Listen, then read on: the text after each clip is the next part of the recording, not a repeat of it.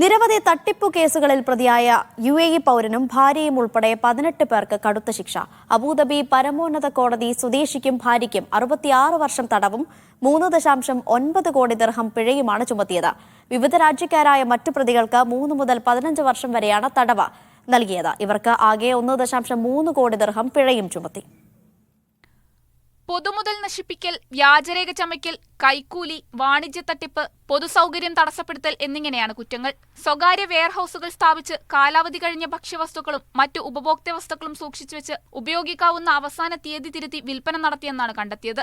പ്രതികൾ ഉൽപ്പന്നങ്ങളുടെ പ്രത്യേകതകളും കാലാഹരണ തീയതിയും തിരുത്തിയതായി കണ്ടെത്തി. അതോടൊപ്പം ജനങ്ങളുടെ ജീവനും ആരോഗ്യത്തിനും ഹാനികരമാകുന്ന രീതിയിൽ ജൈവ ഭക്ഷ്യ ഉൽപ്പന്നങ്ങളിലടക്കം തെറ്റായതും തെറ്റിദ്ധരിപ്പിക്കുന്നതുമായ വിവരങ്ങൾ നൽകിയതായും കണ്ടെത്തി.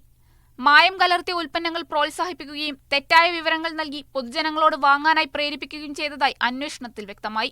അധികാരികളുമായി ഇടപെടാൻ കഴിയുമെന്ന് അവകാശപ്പെട്ട് പകരമായി സമ്മാനങ്ങൾ ആവശ്യപ്പെടുകയും സ്വീകരിക്കുകയും ചെയ്തു.